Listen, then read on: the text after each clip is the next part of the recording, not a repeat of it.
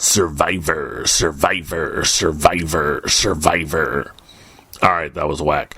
So, Survivor Series 2016. I actually am really, really looking forward to watching Team Raw versus Team SmackDown, the tag teams, and the women, and the men, and Lesnar and Goldberg, and Brian Kendrick and Kalisto, kinda. Miz and Sami Zayn, kinda. I would have rather seen Dolph Ziggler win that, and see Dolph versus Sami in a one-on-one, and I think that would have been awesome.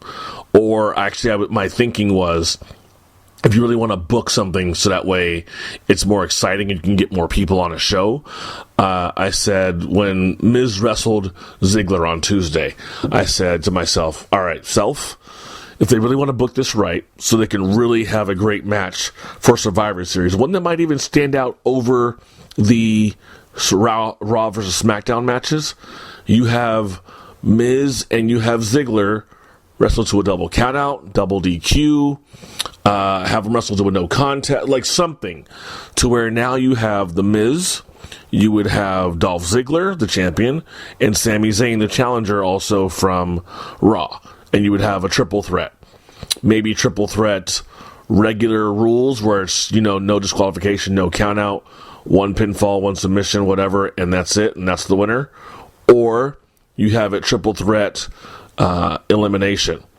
And so, you could have Miz and Ziggler from SmackDown beating up Sami Zayn from Raw.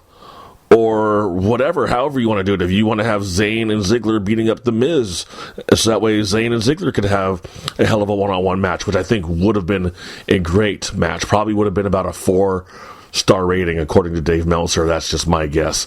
But, yeah, I think that's what should have happened. Didn't happen, but here we are. Miz and Maryse going up against Sami Zayn.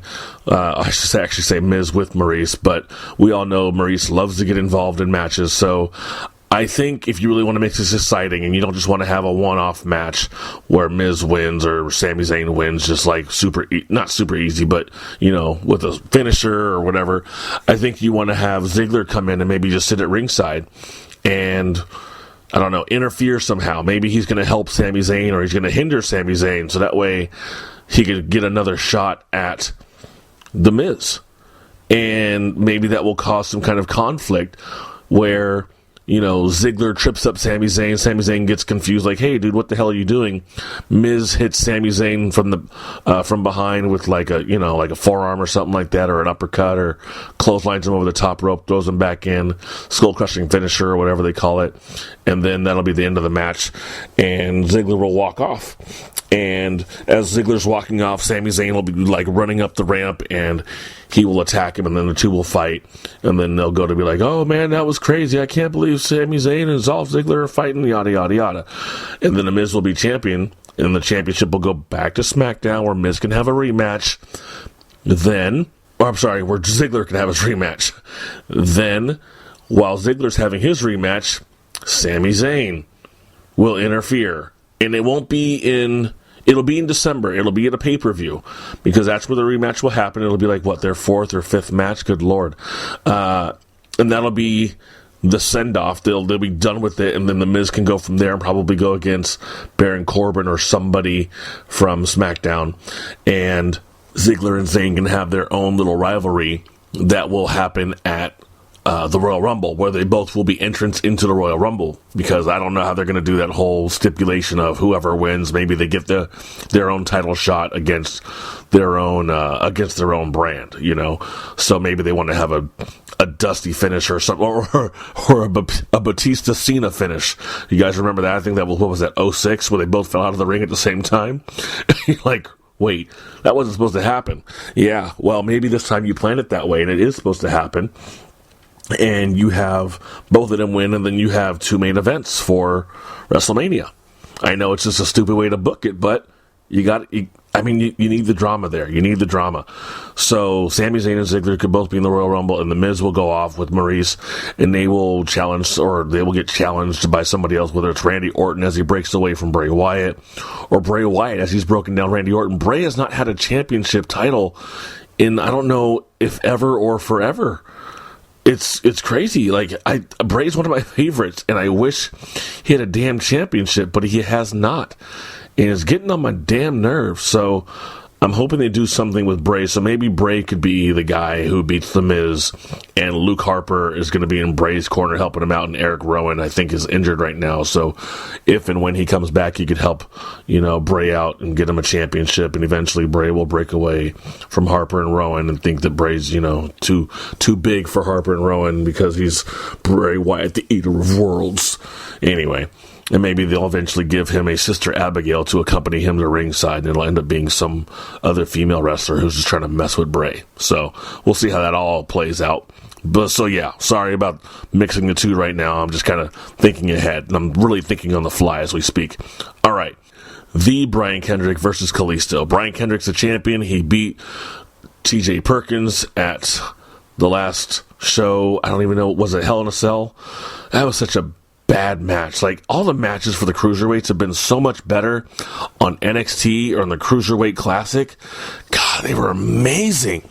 I'm texting dudes. I'm in a wrestling group, and I'm in a couple of them, actually, and I was texting one of the dudes from the group that I know just about how great the Dusty Rhodes Classic has been, how good NXT was, and how great the Cruiserweight Classic was. These were all great matches that just like, God, wish Raw could do this and SmackDown could do this on a regular basis, but they don't.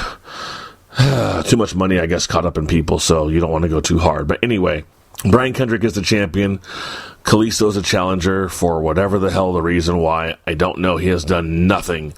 I think in the 3 months he's been there, except F up a promo and shout G damn as he's running off the screen because he F'd it up so bad. So if Kalisto wins the title, this is a stipulation here, the title in the Cruiserweight division will transfer to SmackDown. If Kalisto loses, then everything stays on Raw. So currently, as we speak, before Survivor Series happens, the titles on Raw are the Universal Championship, the U.S. Championship, the Cruiserweight Championship, they have their Women's Championship, and they have their Tag Team Championship. That's 5. On SmackDown, you have the WWE Championship, which is this quote-unquote SmackDown Championship, but really it's the WWE Championship. You have the Intercontinental Championship, you have the Women's Championship, and the Tag Team. That's 4. I don't think I missed one. Did I miss one? I didn't miss any. So there's 9 total championships. So I think with one of them, you could switch it back and forth. And I think you could do the same thing eventually with the Intercontinental Championship as well, but it won't happen on this show. Eventually, but not this show. The same thing with the U.S. Championship too.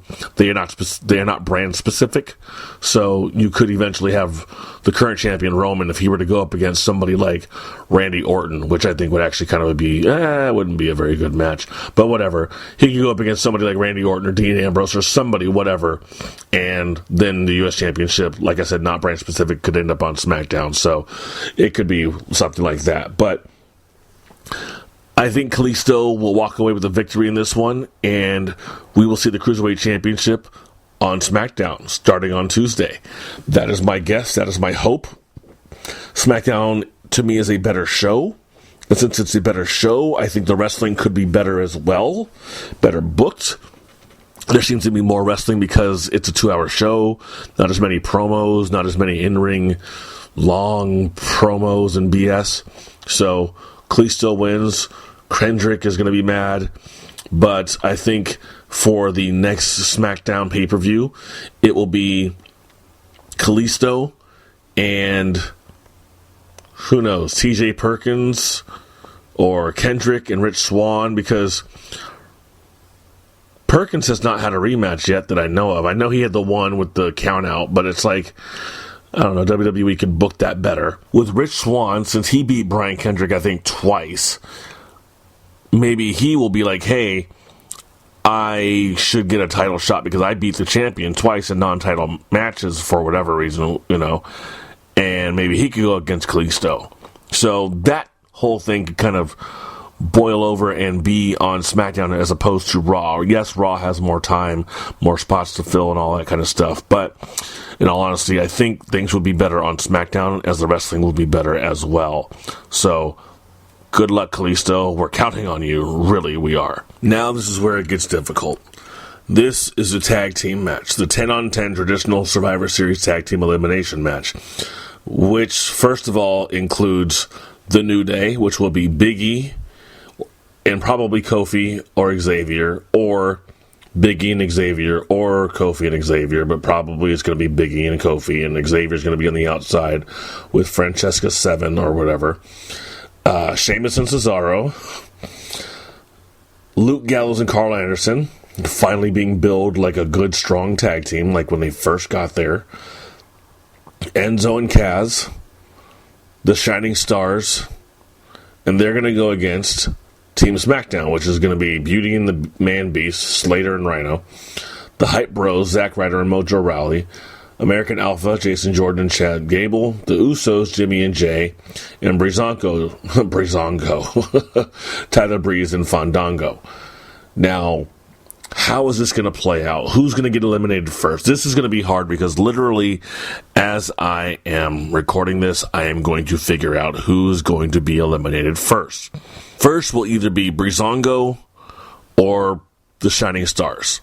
Not sure which one, but those are the two tag teams that you look at and you say, not so much, because they're probably not that over. I mean, Breeze and Fandango probably a little bit over more than definitely more over than the Shining Stars, but not by a whole lot. They're definitely over, but not like by acres and acres and acres. Sorry, it's just they're not that great. They did have a good match against the Usos before the Usos turned, but Breezango just not all that great. So I think Shining Stars will go out first. I don't know who will get pinned or by whom, but they'll go out first. Then Breezango, so it'll be down to 4-on-4. So now you'll have 8 versus 8. All right. Now we're getting down to the nitty-gritty. Now you really gotta pull it apart by who's not that over. Hype Bros, gone. Now that's Team SmackDown. So now there's 3 teams on SmackDown. It's going to be Slater and Rhino. It's going to be American Alpha. And it's going to be the Usos. And they're going to be against New Day, Sheamus and Cesaro, Gallows and Anderson, and Enzo and Kaz. Now, who goes next? Not because they're not over, but because they have a feud to finish in December. Sheamus and Cesaro somehow. Sheamus will take the pin. Cesaro will get pissed, or Cesaro will take the pin and Sheamus will get pissed, or whatever. I think Sheamus will probably take the pin, and then Cesaro will be mad, and they'll be arguing and fighting, bickering and whatever up the ramp, or they'll be fighting, actually, physically fighting up the ramp with uppercuts and all that kind of stuff, what they do with the forearms, which is kind of a cool thing. And they will have their send-off final 8th match. Good Lord. I think it's actually more like 9 or 10 in the last few months, but they'll have their blow-off match at whatever happens in December. I think, is that Fastlane or something like that? Roadblock? I forget. And they probably might have some kind of connection in the Royal Rumble. We'll see what happens. Not really sure, but that's my guess. So Sheamus and Cesaro will be the next team to go. Now you got New Day, Gallows and Anderson, and Enzo and Kaz against the Man Beast, Beauty and the Man Beast, American Alpha, and the Usos. Now who's going to go out next? The Usos. They're not as over as the other teams in terms of popularity. Maybe more so than Gallows and Anderson, but not quite.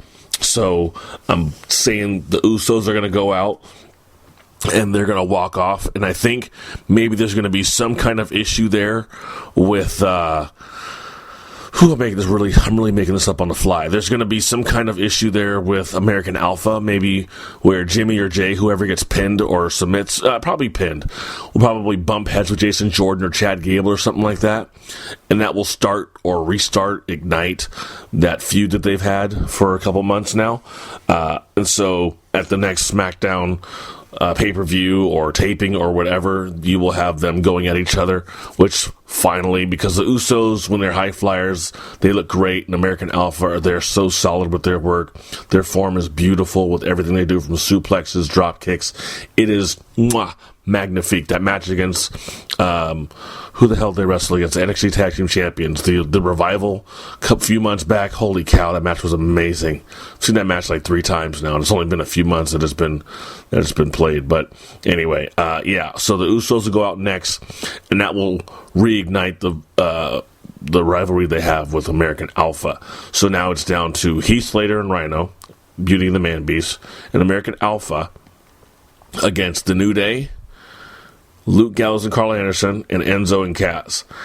And if anything happens next, I think what will happen will either be Gallows and Anderson or Enzo and Cass as the next group to go out, because you don't want to have it like 1-on-3, one team against 3. Like, you're obviously not going to win that one, right? I was just rewatching Survivor Series 87, and when Honky Tonk Man was the last guy in, I think, one of the first matches, and it was against Macho Man, Steamboat, and Jake the Snake Roberts, Honky Tonk Man got clotheslined over the top by Macho, and he took his Jimmy Hart had the belt. He was halfway up the ramp, and Honky Tonk was following behind. Like, yeah, okay, we're done. We're outmatched, right?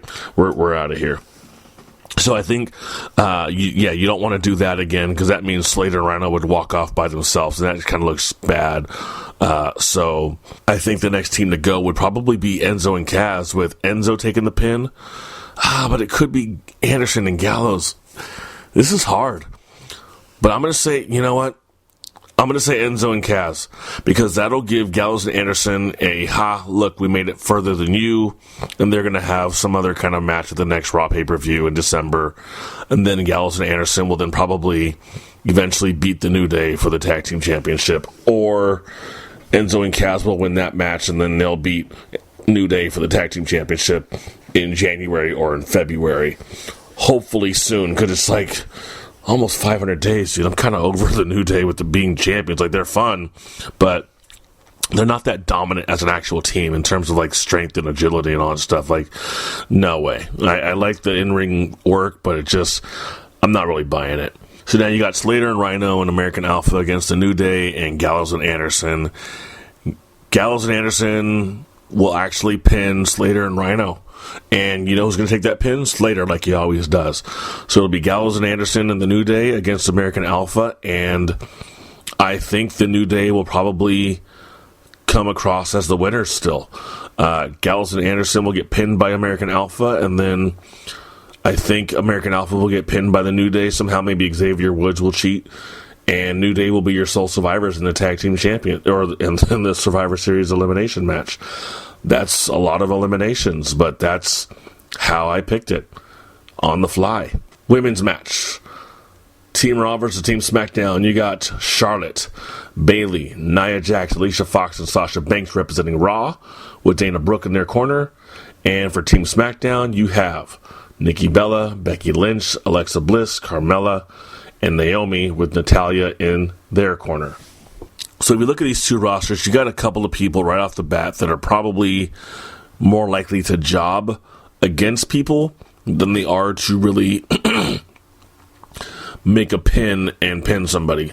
So I'm not being racist, but I think Alicia Fox will probably go out first, and then Naomi. So it'll be 5-on-4, then 4-on-4. Naomi's on Team SmackDown. And then Carmella. So it'll be Nikki, Becky, and Alexa Bliss against Charlotte, Bayley, Nia Jax, and Sasha.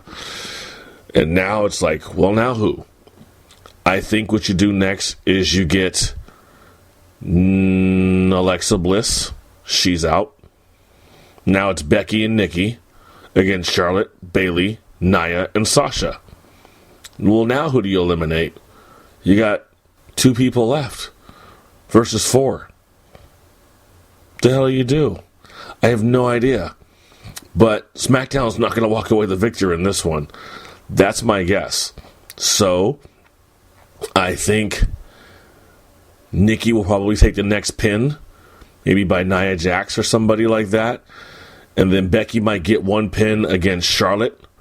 And then you'll have Bayley, Nia Jax, and Sasha, and they will eventually beat Becky, as she's, Becky Balboa. She's so tough. and she is going to lose, maybe by Sasha, maybe tapping out to Sasha, or Bayley to belly, or belly to Bayley, whatever they call it. That belly to belly move, or maybe they'll call it a Bayley to Becky, and it'll be a pin, and Raw will take that one as well. 2 in a row for Raw. But remember, Kalisto and SmackDown are going to be getting the Cruiserweight Championship, and SmackDown's also keeping the Intercontinental Championship. So you still have some positives for SmackDown, but they're not winning so far 2 of the traditional Survivor Series elimination matches. And now you have the final traditional Survivor Series elimination match, which is Team Raw. Kevin Owens, Chris Jericho, Roman Reigns, Braun Strowman, and Seth Rollins against AJ Styles, Team SmackDown, Dean Ambrose, Bray Wyatt, Randy Orton, and Shane McMahon, with James Ellsworth, a.k.a. The Goblin, in their corner. Now, Undertaker appeared on SmackDown on Tuesday, and on SmackDown on Tuesday, what the Undertaker said was that whoever makes, if Team SmackDown loses, they have hell to pay than Undertaker. So I literally was thinking Undertaker could take Shane McMahon's place, who took Baron Corbin's place, kayfabe, because Baron Corbin had some knee injury, kayfabe. So if Undertaker could take Shane McMahon's spot, this just makes SmackDown's roster or team so much better. But it didn't happen that way. So my thinking is what they should do is, as Shane arrives at Survivor Series on Sunday, he's going to get jumped. He's going to get beat up maybe by Braun Strowman or Jericho or something. Something's going to happen to him. He's going to get jumped. He's going to get beat up. And Shane McMahon is going to be the weakest link. But then he'll get replaced by The Undertaker. That would be great if that were to happen. Absolutely great. You'd be like, oh my God, this just got 10 times better. And the main event is still hopefully going to be pretty damn good too. So, how do you build this? I'm going to build this based on not what my prediction would be, but on what they have here in front of us. So, we already got Team Raw, we got Team SmackDown. Who's going to go out first? In all honesty, I want to say it's either going to be Bray, because they effed up Bray's character. He is such a great talker. He's not a great in-ring worker, but to me he's kind of a throwback in terms of his style, considering his dad is Mike Rotunda, Mr. IRS, Mr. Varsity Club, Mr. Michael Wall Street, all that stuff. Mr. Can't even forget the U.S. Express when he was tag teaming with Barry Windham. And remember, Bray Wyatt's real name is Windham Rotunda. But anyway, sorry, total sidetrack. I'm tired. I think Bray might get the first pinfall, or I'm sorry, he might be pinned first, which sucks because I really like his character. So Bray goes out first. Team Raw is up 5-4 over Team SmackDown. And next will probably end up being Jericho. That's my guess. So it'll be 4-on-4. It'll be Owens, Roman, Strowman, and Rollins against AJ, Ambrose, Orton, and Shane McMahon. And then Shane McMahon could get his ass out there. So he's done. So now it'll be Styles, Ambrose, and Orton against Owens, Roman, Braun, and Seth. Braun will get DQ'd or counted out because he'll be brawling with somebody else somehow. Maybe he'll be brawling with Dean Ambrose, who won't even be the legal man. Or maybe he'll be brawling against one of his own teammates, or he'll choke somebody and keep choking him and keep choking him and keep choking him like Andre the Giant used to do. And he'll get DQ'd, and then it will be Owens, Roman, and Seth against Styles, Ambrose, and Orton. It'll be like a 3-on-3 match, basically, at this point. And Ellsworth will still be in the damn corner. Guy's such a goblin. The no chin music, though, that was, when I first heard that was so funny. No chin music. And this is where it gets really hard, because you got 1, 2, 3, 4, 5, 6 main eventers, all these guys have been main eventers. Styles obviously has been a main eventer several times, and he's only been there since January, but I mean, he's had a hell of a career. Ambrose has main evented. I mean, he was the heavyweight champion for a while. Orton's main evented. He's been the champion. Seth Rollins was the champion and should have been the champion, but he got hurt last year, and so here we are. Roman Reigns has been champion, and Kevin Owens is the champion now. So it's like, geez, how do you bill for 6 guys who have all been champions and or are current champions? How do you build this for them to start getting eliminated? If this is possible, if this, man, I feel like such an ass because I think I'm going to get this wrong. Rollins goes out next. I don't know how. Then Orton. And now you got Owens and Roman against Styles and Ambrose. I could see Roman getting it on with AJ or Roman getting it on with Ambrose because we haven't seen Roman fight AJ since, May? And Roman last fought Ambrose. Was it at SummerSlam? Nope. It was at Battleground. Dean Ambrose was a champion after cashing in Money in the Bank on Seth after Seth beat Roman at Money in the Bank.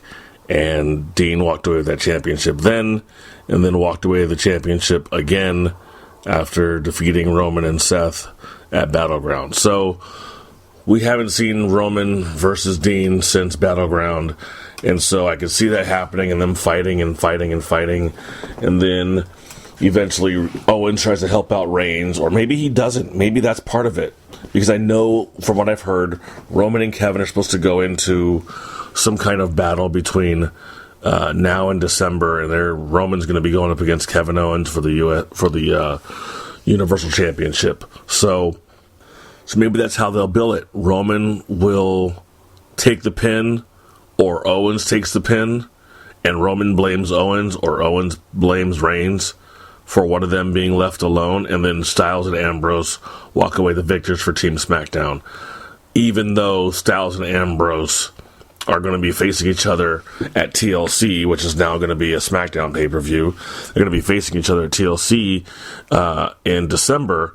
They're still going to walk away the victors, and I think Styles will actually maybe will steal the pin away from Ambrose on whether it's Roman or Kevin, and that will, further their feud, right? I mean, Ambrose is already the number one contender, and so you got a couple little minor, silly stories, but that's kind of how WWE books stuff right now. It's kind of minor and silly, so you just kind of roll with the punches. So I don't think it'll be AJ, losing, as people are saying, with the dirt sheets and stuff like that, saying that AJ's going to lose and he's going to wrestle The Undertaker, and that's going to lead into Cena and The Undertaker at WrestleMania and all that kind of stuff. I don't know if that's really going to happen. I'm just guessing. I literally have no information other than what I'm guessing at and the information I just told you.